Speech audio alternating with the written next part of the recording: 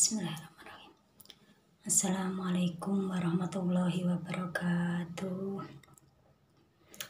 Mari kita belajar bersama. Saya hanya berbagi perjalanan hidup saya ataupun perjalanan spiritual saya, perjalanan jiwa saya. Saya tidak bermaksud untuk menggurui atau gimana, saya hanya bermaksud untuk berbagi dengan kawan-kawanku semuanya. Inilah perjalanan saya pribadi untuk mengenali nafsu-nafsu halus yang ada pada dalam diri, yang telah mengendalikan kita, yang tidak kita sadari. Ini perjalanan saya. Saya sangat sulit sekali mengendalikan nafsu saya. Ingat, nafsu bukan hanya mengajak hal yang buruk, tapi nafsu sangat pintar mengelabui kita, mengajak hal-hal yang baik ataupun keinginan-keinginan yang harus dipenuhi. Misal, saya ingin dengan berpasangan ya, saya ingin perhatian dari seorang laki-laki, seorang suami. Itulah nafsu halus saya, mengajak, menginginkan. Kalau nggak terturuti, maka ingin saya diperhatikan gitu aja. Kalau nggak diturutin, pasti saya kecewa, saya sakit. Inilah yang membuat hati kita menderita.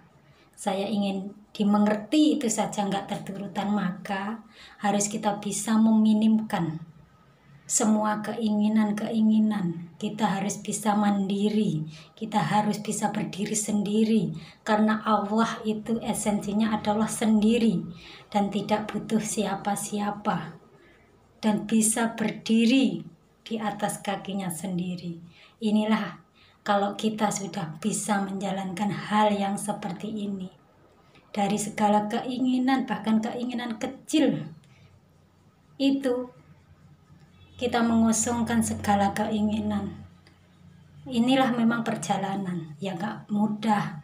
Kita harus terus setiap hari bersahabat dengan nafsu kita, dan kita bisa mengenali nafsu-nafsu kita. Bagaimana kita cara menundukkan nafsu kita? Ya ini, kita minimkan keinginan. Di saat kita sudah tidak menginginkan apa-apa, maka akan tercukupi dengan sendirinya.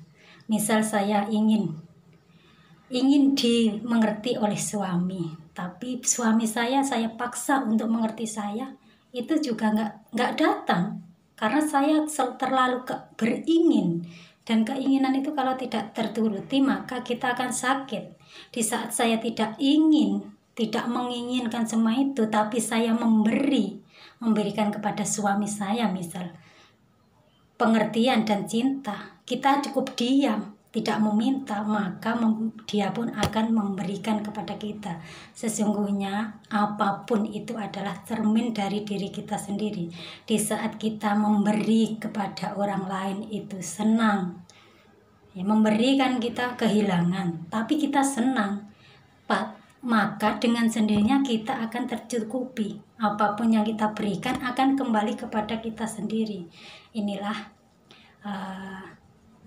cara-cara ataupun pengalaman saya yang saya hanya berniat untuk berbagi, tidak menggurui, berbagi pengalaman yang saya alami sendiri.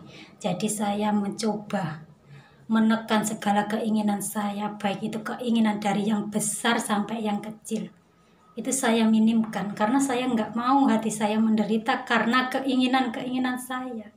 Karena sumber penderitaan hati kita adalah keinginan yang tidak terkendali. Semakin kita menipiskan dan mengecilkan keinginan kita, maka hati kita semakin tenang, tidak terbebani oleh keinginan. Dan semakin kita bisa ngenol, bisa kosong, tidak punya keinginan, maka akan tercukupi semuanya. Itu misal ya, apapun itu, Di saat kita sudah, istilahnya gini, kalau kita sudah tidak ingin mengharap yang berlebihan kepada Allah, minta-minta, berharap minta-minta, Allah kadang sulit mendatangkan. Tapi kalau kita nggak ingin, tiba-tiba Allah itu juga mendatangkan sesuatu yang kita inginkan. Ngaten lho. Jadi ingat, nafsu itu tidak hanya mengajak hal-hal yang buruk, melakukan hal-hal yang buruk di mata manusia. Ini terutama adalah kelakuan hati kita. Jadi nafsu itu juga mendorong kita biar punya keinginan satu terwujud, akan muncul lagi, dimunculkan lagi. Itulah nafsu kita yang tidak kita sadari. Jadi kita harus bisa mengenali nafsu kita. Jadi di saat kita bisa sudah menekan atau nol, diam, tidak ingin, maka keinginan pun akan terpenuhi dengan sendirinya. Ini pengalaman saya ya. Mudah-mudahan bermanfaat buat sahabat-sahabatku. Ini pesan buat yang berpacaran, misal biasanya ditelepon. Ini sulit, saya juga pernah mengalami, saya juga pernah remaja, saya juga pernah berhubungan dengan laki-laki. Misal setiap hari ditelepon, kita berharap harus dipenuhi keinginan kita. Inilah nafsu. Keinginan kita ditelepon harus terpenuhi. Padahal kan nggak tahu pasangan kita itu lagi sibuk atau kondisi hatinya tidak enak atau gimana. Kalau kita memaksa dan berkeinginan, berarti kan si pasangan kita ini terpaksa memberikan, terus kita kalau nggak diturutin kan sakit hati, mereka pun terpaksa, jadi kedua-duanya sakit hati. Pasangan kita sakit hati, kita sakit hati. Karena kita memaksa. Tapi kalau kita ikhlas dengan pemberian dia yang sesuai hati lah, suasana hati mereka, maka pemberian itu akan sangat indah. Jadi kita harus meminimkan nafsu. Kalau nafsu ya harus aku dicintai, harus aku dipenuhi segala keinginanku. Itulah orang yang tidak mandiri, kita yang belum bisa mandiri. Karena esensi Allah adalah esa, satu, sendiri, tidak butuh siapa-siapa. Kita kuat, tidak menginginkan siapa-siapa, kita bisa berdiri. Tapi setelah kita proses sudah bisa mengosongkan segala keinginan, ya, kita maka akan terpenuhi segala keinginan. Itu akan datang dengan sendirinya. Kayak anak kecil, kalau ingin saat ini ya saat ini, yang kemarin sudah lupa, yang besok juga nggak punya keinginan, besok ya besok, sekarang ya sekarang. Jadi hidup itu bukan masa lalu dan bukan masa depan, tapi masa saat ini. Kita harus nikmati saat ini juga.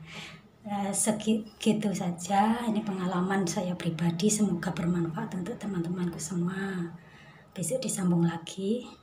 Akhirul kalam, wassalamualaikum warahmatullahi wabarakatuh.